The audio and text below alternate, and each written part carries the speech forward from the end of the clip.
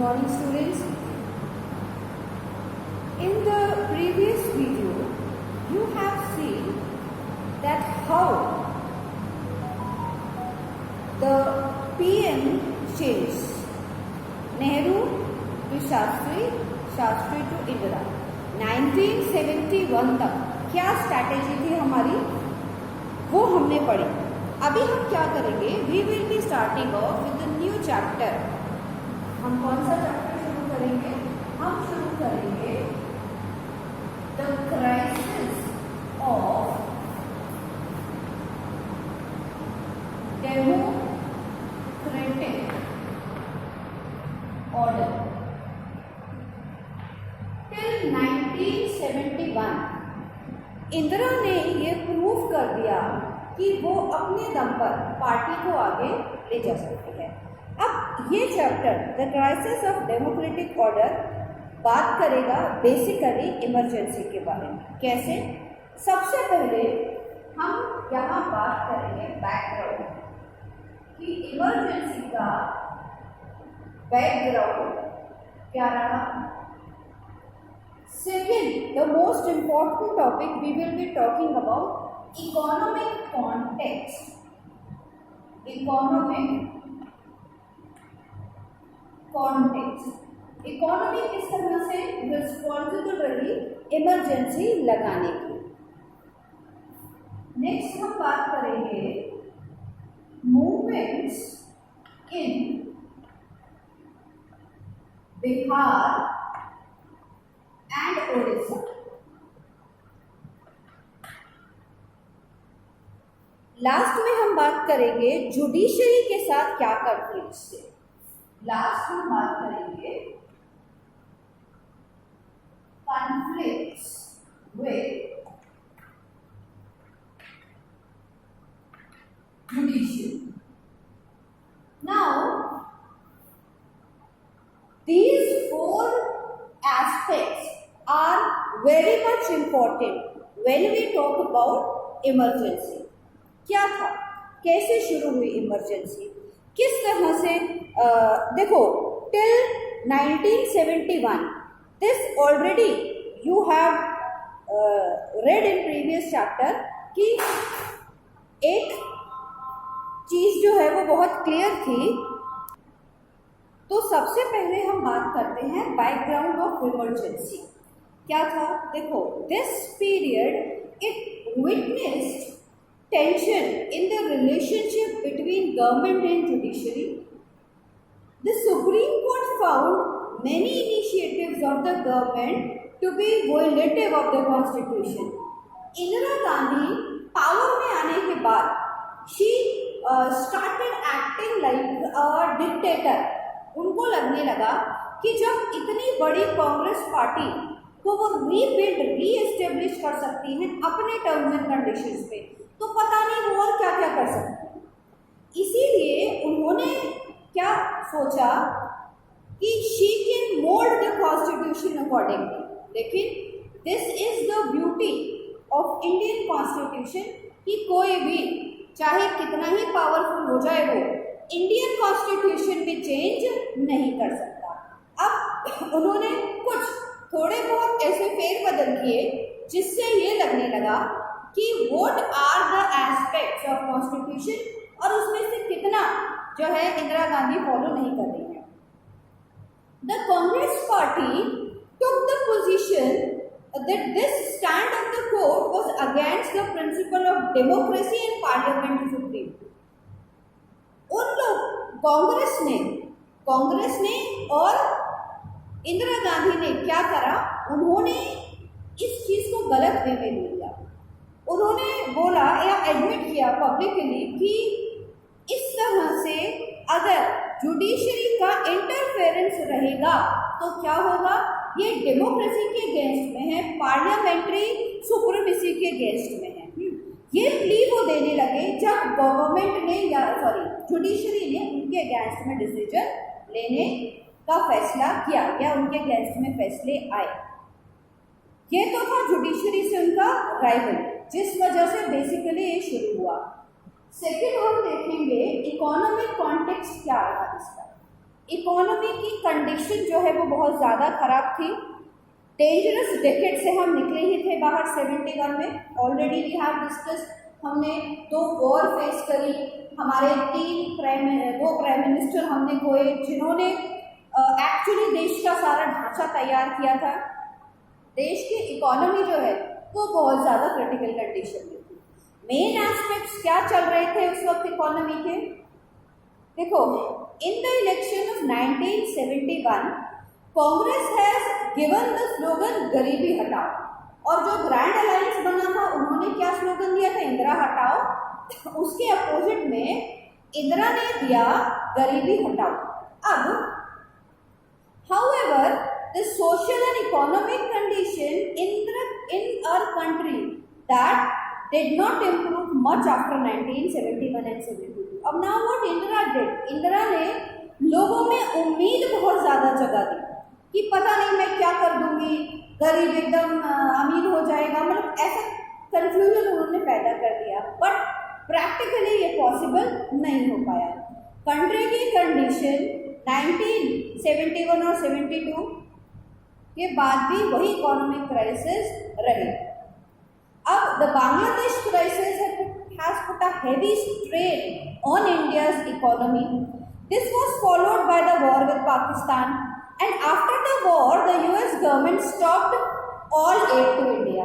उस वक्त international level पर, क्योंकि यूएसए ने जो नाटो बना रखा था ऑर्गेनाइजेशन, नाटो हमने पढ़ा था फर्स्ट चैप्टर में, नाटो जो ऑर्गेनाइजेशन बना रखा था, पाकिस्तान उस नाटो का मेंबर था।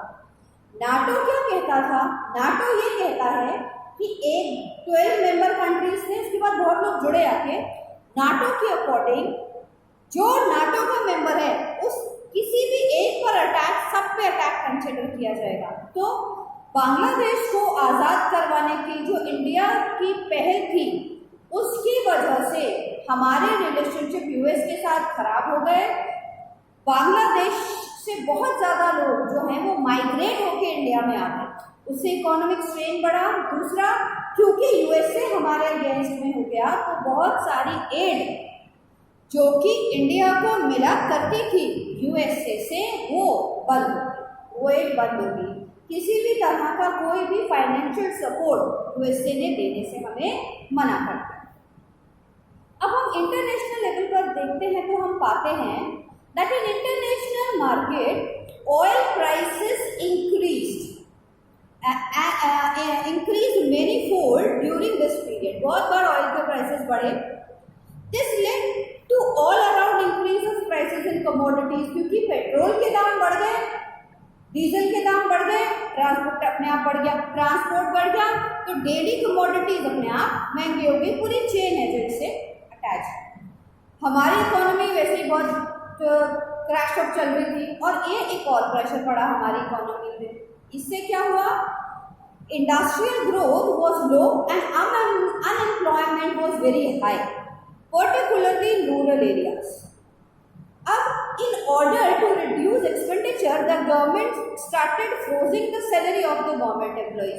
अब कहीं ना कहीं से तो खर्चा निकालेगी government, so they started cutting down and freezing the salary of government employee. अब कॉमन आदमी वैसे ही परेशान है क्योंकि अनएम्प्लॉयमेंट है, उसके पास बाकी चीज़ों के दाम जो बढ़ते जा रहे हैं।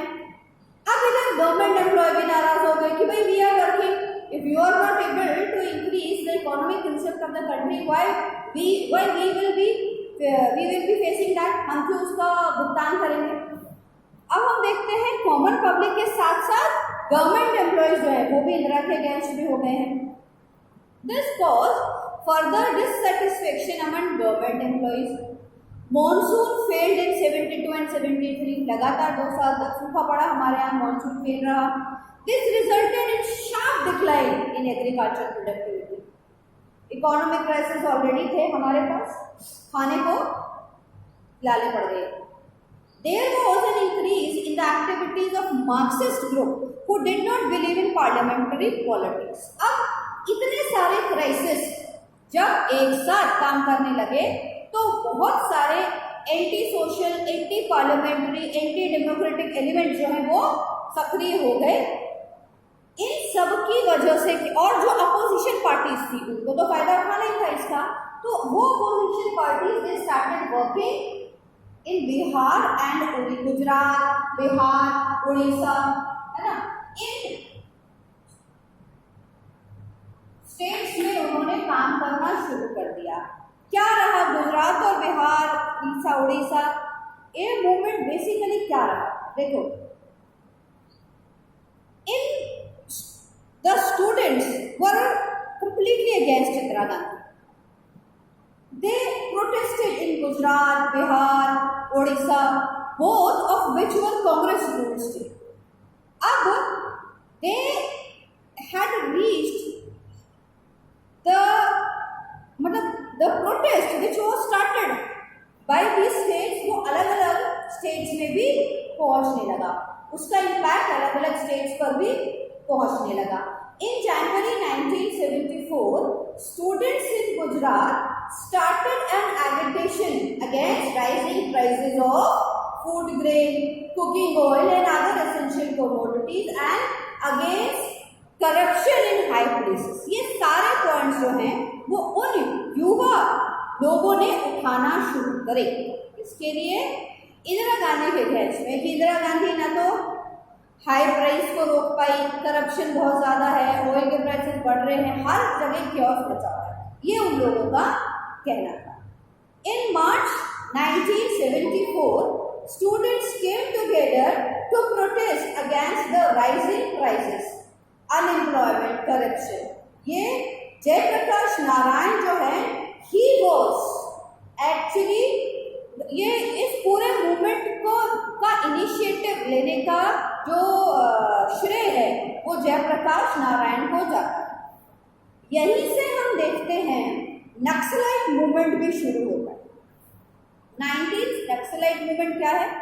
1967 में the peasants uprising took place in Naxalbari police station of Darjeeling Hills district in West Bengal under the leadership of local cadres of Communist Party in India. Marxist जो लोग हैं, इन लोगों ने, अब मार्क्सिस्ट ये क्या बिलीव करते हैं? ये बिलीव करते हैं, मार्क्सिस्ट कम्युनिस्ट जो है ये बिलीव करते हैं कि अमीर से छीन कर गरीब को दे दो। वो ये उनको ये मतलब नहीं है कि भाई इनको भी इस लायक बनाया जाए कि ये उतना अर्न कर पाए। ये तो सीधा सीधा ये बोलते हैं कि भैया आपको गरीब के पास अगर अर्निंग सोर्स नहीं है तो आप क्या करो, आप अमीर से लेकर और गरीब को दे दो। ये तो क्लियरली इस चीज के लिए बोलते हैं। अब the Naxalite movement has used force to snatch land from rich landlords and give it to the poor and landlords. उन्होंने अलग ही मुहिम अपना शुरू कर दिया। अच्छा, और क्या हुआ? रूट लेवल पर, लोकल लेवल पर इन नक्सलाइट्स को कॉमन पब्लिक का सपोर्ट भी मिला, क्योंकि ये असल में घर तो उन्हीं के लिए रहते हैं ना सब, तो उनका सपोर्ट भी इनको मिला। अब गवर्नमेंट जो है, they have taken many measures in dealing with naxalite movement. Human right activist हैं, they have criticized the government for violating constitutional norms in dealing with Naxalites. हालांकि अब नक्सलाइट्स को खत्म कर दिया गया है। शुरुआत जो थी इनकी, वो जो कॉज था, रूट कॉज ठीक था, लेकिन जो तरीका इन लोगों ने अपनाया वो तरीका गलत था। इसने भी एडमिनिस्ट्रेशन को काफी धक्का पहुंचाया उस वक्त। अब ऐसे में ही 1974 में हम देखते हैं रेलवे की स्ट्राइक हो जाती है। The employees of the India's largest public sector underwent on a strike on May 1974। क्या कॉज क्या था इसका? कॉज ये था कि वो ये कह रहे थे ना तो उनको सैलरी मिल रही है, ना उनको इंक्रीमेंट मिल रहा है, कुछ भी नहीं मिल रहा है। इसके अगेंस्ट वो स्ट्राइक पे गए थे। जयप्रकाश नारायण ने उनको एक्चुअली उकसाया था, लेकिन इंदिरा गांधी ने बिल्कुल भी सपोर्ट नहीं करा इस स्ट्राइक का, और ये स्ट्राइक नल एंड वॉइड हो गई। ये लोग बिना किसी नतीजे के वापस काम पे आ गए, क्योंकि इंदिरा गांधी की गवर्नमेंट ने उस वक्त एक क्लियर इंस्ट्रक्शंस दे दिए थे कि अगर ये लोग वापस नहीं आए तो इनको नौकरी से निकाल दिया जाएगा और दूसरे लोगों की भर्ती कर ली जाएगी। भर्ती के लिए बहुत लोग थे, बहुत लोग अनएम्प्लॉयड थे, तो और कुछ भी इनकी मांग जो है वो नहीं मानी गई, तो नल एंड वॉइड हो गई ये।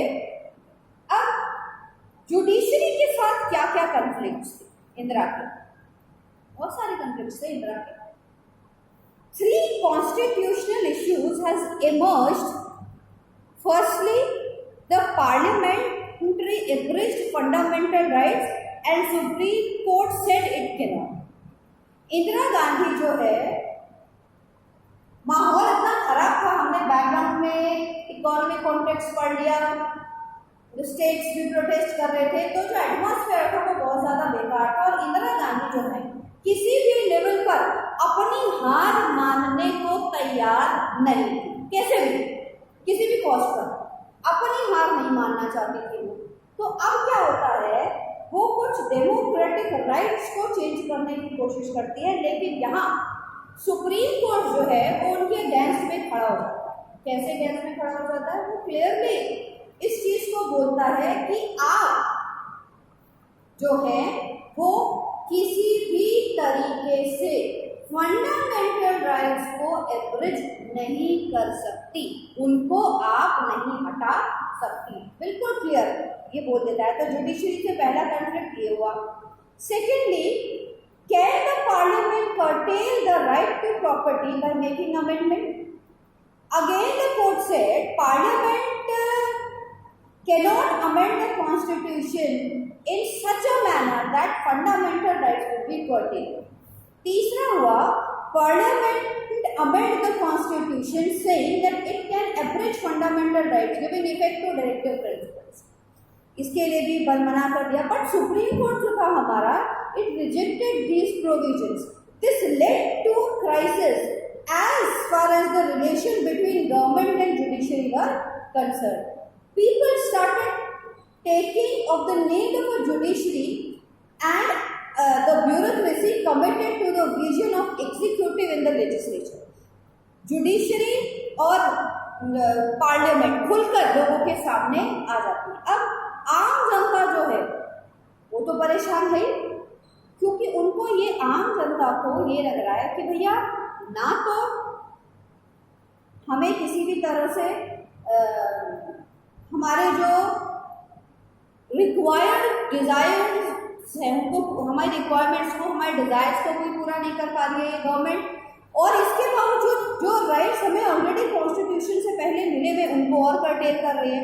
तो हम देखते हैं पूरा जो माहौल है 71 से और 74 तक हम देखते हैं पूरा जो माहौल है वो कंप्लीटली इंदिरा गांधी के अगेंस्ट में हो गया। अब इंदिरा गांधी से सबसे बड़ी गलती क्या हुई? इंदिरा गांधी ने ये सोचा कि लोगों को डराकर, धमकाकर, फोर्स का इस्तेमाल कर मैं अपनी चीजें मनवा सकती। ये सबसे बड़ी गलती रही इंदिरा गांधी की। अपार्ट फ्रॉम दिस, अगर उन्होंने लोगों से कोऑपरेशन मांगी कि देखो इतनी सारी चीजें गलत हो गई हैं, ग्रेजुअली टाइम बाय टाइम धीरे धीरे हम इन सारी चीजों से ओवरकम हो सकते हैं। अगर वो इस तरह से कोई चीज कहती या मानती, लोगों से मानती, तो शायद चीजें ठीक हो सकती, लेकिन वो एक अलग डिक्टेटरशिप की उसमें ले गई। तो हम देखते हैं ये सारी जो चीजें हैं इसमें ये दो चीज और रह गई है हमारी,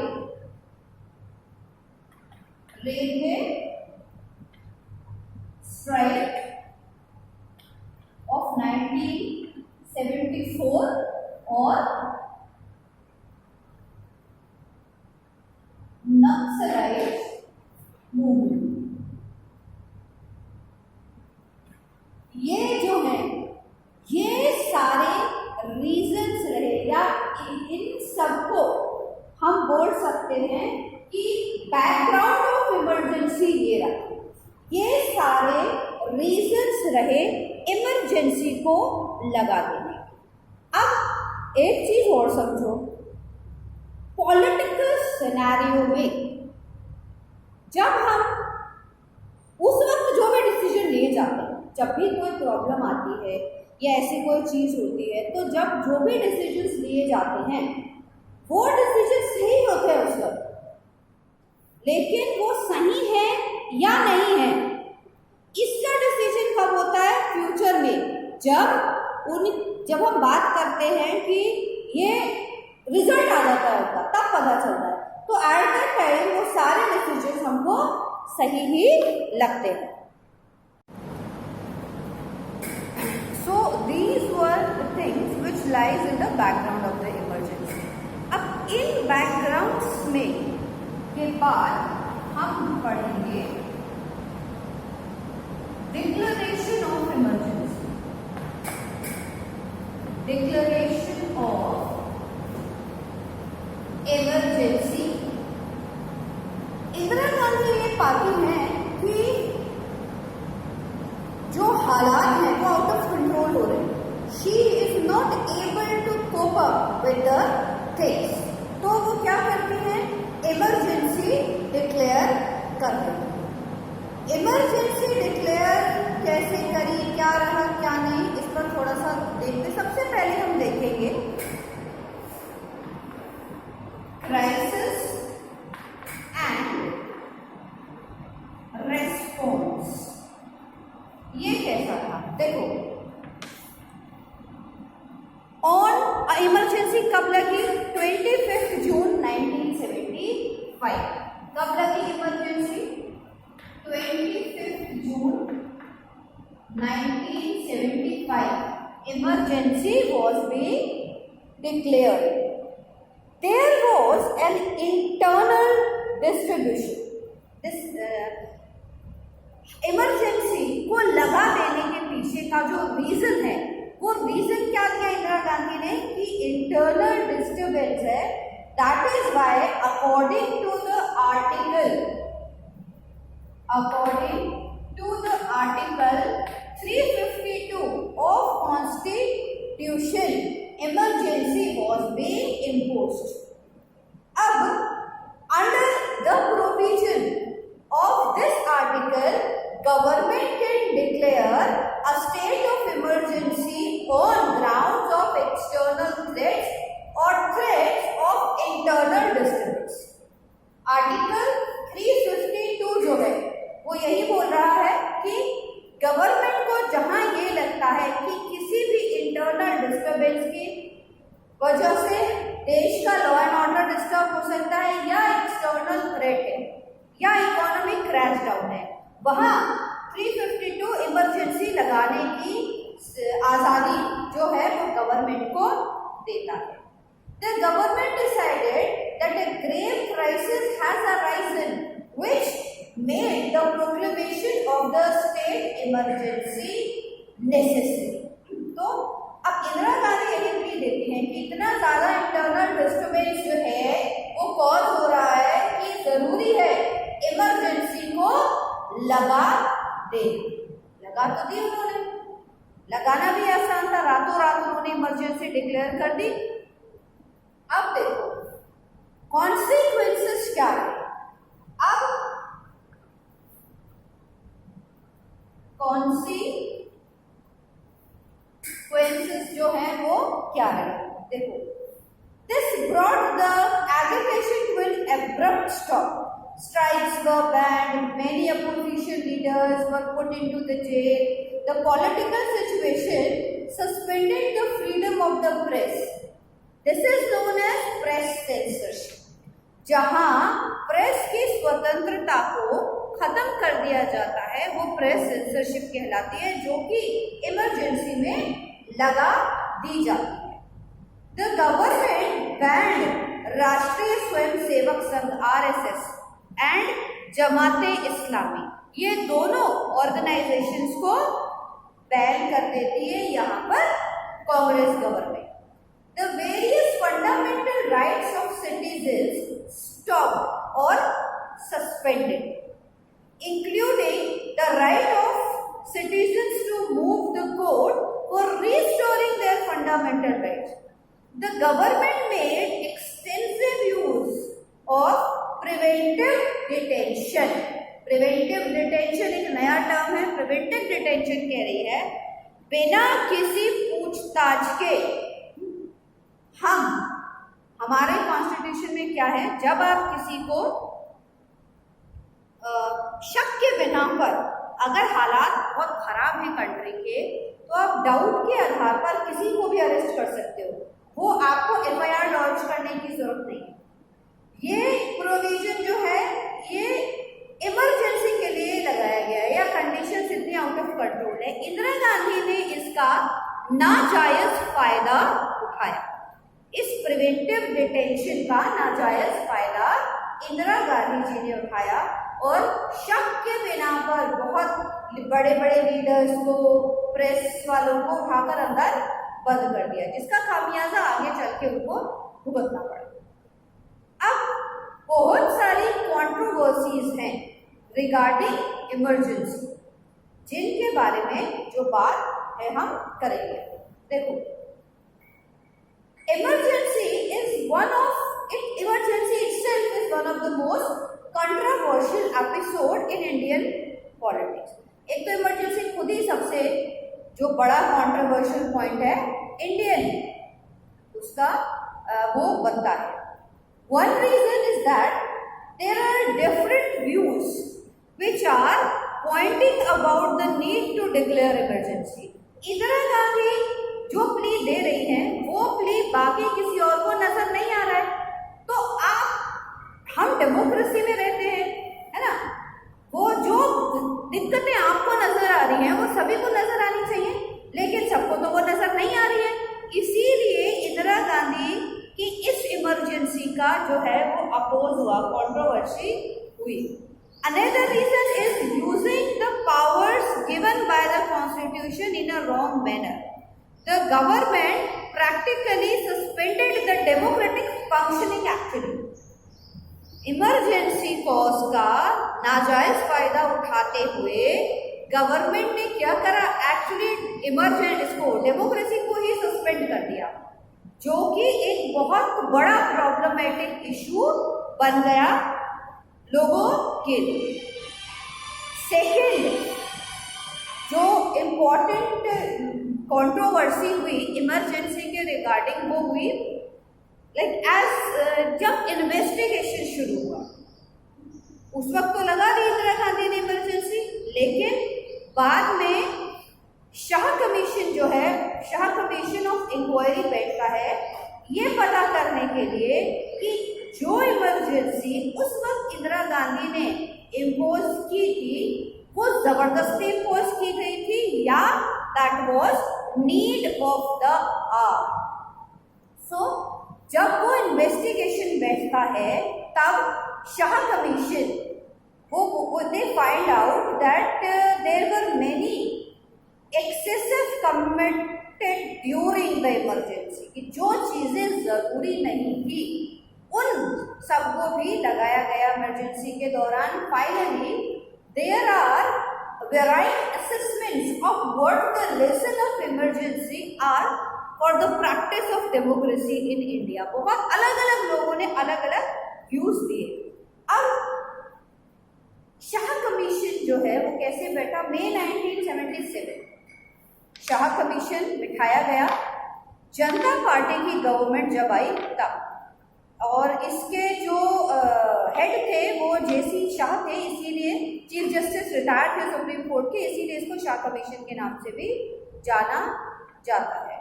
इन्होंने पूरा रिपोर्ट तैयार की थी कि क्या इमरजेंसी को लगाना जरूरी था या इंदिरा गांधी ने अपने सेल्फिश इंटरेस्ट को पूरा करने के लिए इमरजेंसी को लगाया था। सो ये तो था रीजंस। अब एक क्वेश्चन जो हम सबके दिमाग में आता है या उठता है वो क्या आता है, वॉज इमरजेंसी नेसेसरी? क्या जरूरी था इमरजेंसी को लगा देना? क्या वाकई में जरूरी था गवर्नमेंट के लिए? चलो थोड़ा सा इसके बारे में डिस्कस करते हैं।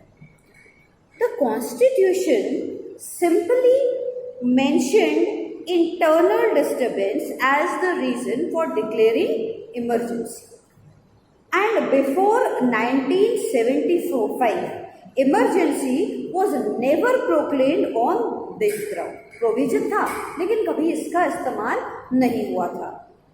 We have noted that agitation was going on in many parts of the country. अलग अलग चीज़ों को लेके अलग अलग पार्ट्स में कंट्री की बहुत सारी प्रॉब्लम्स हैं जो चल रही थी। तो वॉज दैट अ रीज़न? क्या वाकई में वो इतना बड़ा रीज़न था कि इमरजेंसी इम्पोज कर देनी चाहिए थी? नो, गलत इम्पोज हुई इमरजेंसी। सीपीआई जो है, कम्युनिस्ट पार्टी जो है, they believe that there was international conspiracy against the unity of India. हालांकि ये गलत है। कम्युनिस्ट गवर्नमेंट हमेशा कांग्रेस के साथ रही है। वो ये प्ली देते हैं कि इंटरनेशनल लेवल पर इंडिया के अगेंस्ट कॉन्स्पिरेसी चल रही थी, जबकि ऐसा कुछ नहीं था। It believed that in such kind of circumstances some restrictions on education were justified. अब क्योंकि वो तो साथ में ही थे कांग्रेस के, तो वो तो इस चीज को जस्टिफाई करेंगे ही। तो हम क्या देख रहे हैं यहाँ पर? क्या पता चल रहा है हमें ये पता चल रहा है कि जो पार्टीज गवर्नमेंट के साथ में थी वो तो ये कह रही हैं कि इमरजेंसी को इम्पोज करना जरूरी था। अब क्रिटिक्स ऑफ इमरजेंसी कहते हैं, they argued that ever since the freedom movement Indian politics had a history of popular struggles. कुछ ना कुछ तो चलता ही रहा है हमेशा इंडिया में, और people had the right to publicly protest against the government if they find government is doing something wrong। तभी तो हम कहते हैं कि हम डेमोक्रेटिक हैं। भाई गवर्नमेंट क्या है, डेमोक्रेसी क्या है? Democracy is a phase of political phenomena where government for the people, by the people and of the people में हम बिलीव करते हैं, है ना। तो अब जब हम गवर्नमेंट जो गलत कर रही है या हमें जो लगता है कि गवर्नमेंट गलत कर रही है उसके अगेंस्ट में हम कुछ बोल ही नहीं पा रहे, तो काहे की डेमोक्रेसी? तो क्रिटिक्स का ये कहना है कि एक्चुअली हमारे डेमोक्रेटिक करियर का सबसे बड़ा क्वेश्चन मार्क जो है वो इमरजेंसी जो है वो प्रूव होती है। अब let us go through a question, what happened during emergency. इस पूरे इमरजेंसी में क्या क्या होता है? देखो, the government said that it wanted to use the emergency to bring law and order and restore efficiency and above all implement the pro-poor welfare program। अब ये तो गवर्नमेंट का प्ली था, अब उन्होंने तो लगाई थी तो वो तो बोलेंगे यार ये सब कुछ बढ़िया चल रहा है, सब कुछ ठीक चल रहा है, कोई दिक्कत परेशानी वाली बात नहीं है। अब for this purpose government led by Indira Gandhi announced a 20-point program and declared its determination to implement this program। अब वो क्या करते हैं, गवर्नमेंट जो लगा रही है डेमोक्रेसी को, वो तो बोले जो इमरजेंसी को लगा रही है उन्होंने अपने बचाव में ये सारी बातें बोली। अब द 20-point प्रोग्राम इंक्लूडेड किस किस चीज पर करना चाहते थे वो? Land reform, land redistribution, review of agriculture programmes, eradication of bonded labour, eradication of poverty, establishment of rural industries. ऐसे बहुत सारे 20-point प्रोग्राम थे जो कि गवर्नमेंट बताती है कि हमने इनिशिएटिव लिया। अब उनको पता है कि ये जो स्टेप हमने लिया ये स्टेप हमारा गलत है, उनको पता है ये चीज़ कि ये स्टेप हमारा गलत है, हम नहीं इसको कर सकते, तो उनको तो जस्टिफाई इस तरह से करना था इसको। Now critics of emergency they point out that most of these promises by the government remained unfulfilled. अब जो लोग इमरजेंसी के अगेंस्ट में हैं वो लोग सब क्या कह रहे हैं?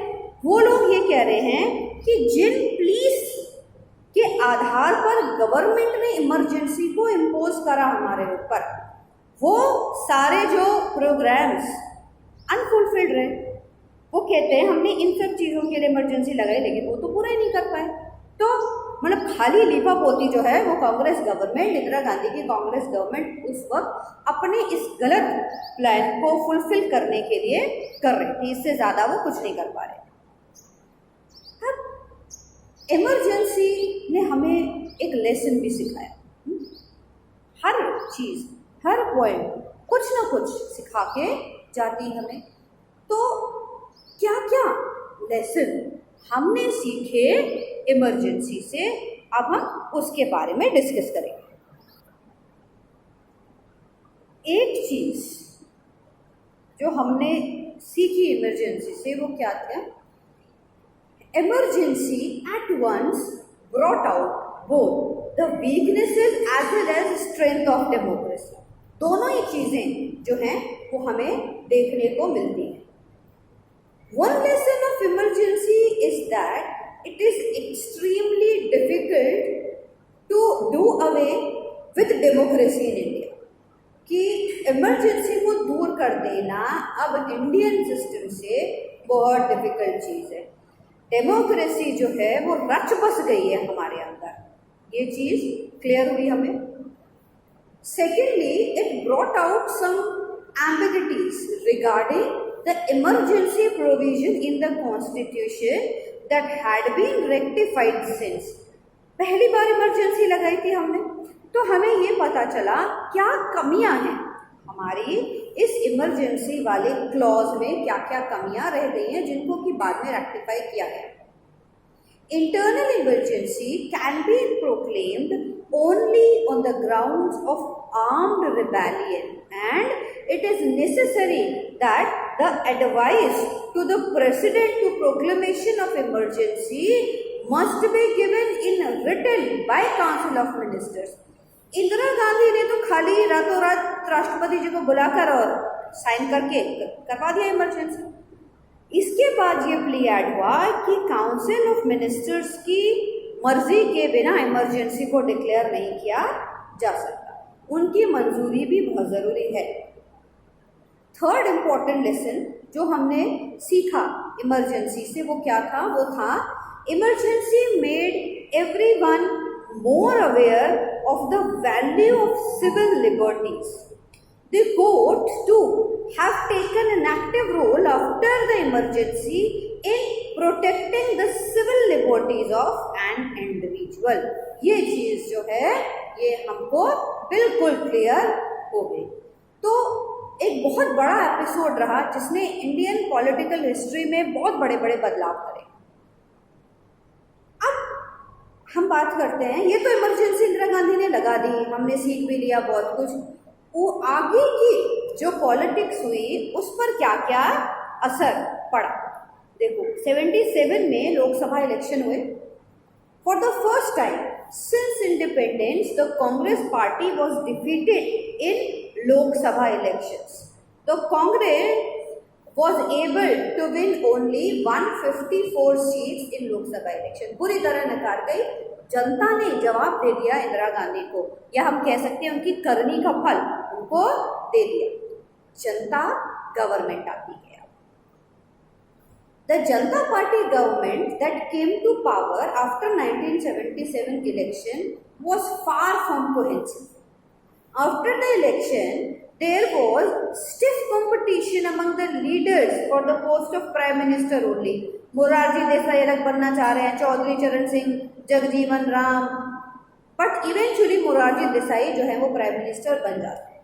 बहुत टाइम तक नहीं रह पाते हैं, जल्दी ही बदल जाते हैं। जनता पार्टी की, जनता दल की गवर्नमेंट कुछ खास नहीं कर पाई। क्यों नहीं कर पाई? आपस के मनमुटाव ही नहीं पूरे हो रहे थे। हर टर्म बाद उनका प्रधानमंत्री चेंज हो रहा था, क्योंकि आइडियोलॉजी तो एक है नहीं किसी भी तरीके से उनकी, तो वो कामयाब नहीं हो पाई। खैर, हम एक लेगेसी की बात करते हैं।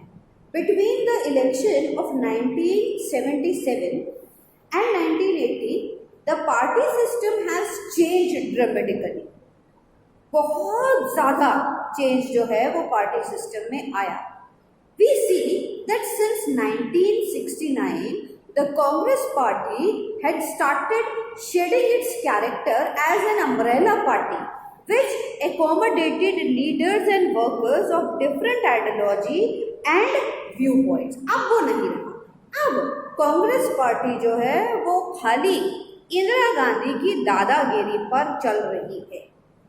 और क्या चेंजेस हुए? The Congress party now identified itself with a particular ideology, claiming to be the only socialist and pro poor party. उन्होंने बिल्कुल चेंज कर दिया, अब वो सिर्फ सोशलिस्ट पार्टी और प्रो पुअर पार्टी की तर्ज पर काम करने लगे। With the change in the nature of Congress party, other opposition parties also relied more and more on what is known to be Indian politics as non-Congressism. In an indirect manner, the issue of welfare of backward classes also began to dominate Indian politics after 1977. The issue of reservation for other backward classes, it became a very controversial in Bihar. Following this, Mandal Commission was being appointed by Janata Party government at the center. तो this is how हम देखते हैं 71 से 77 तक का democratic order ये रहता है।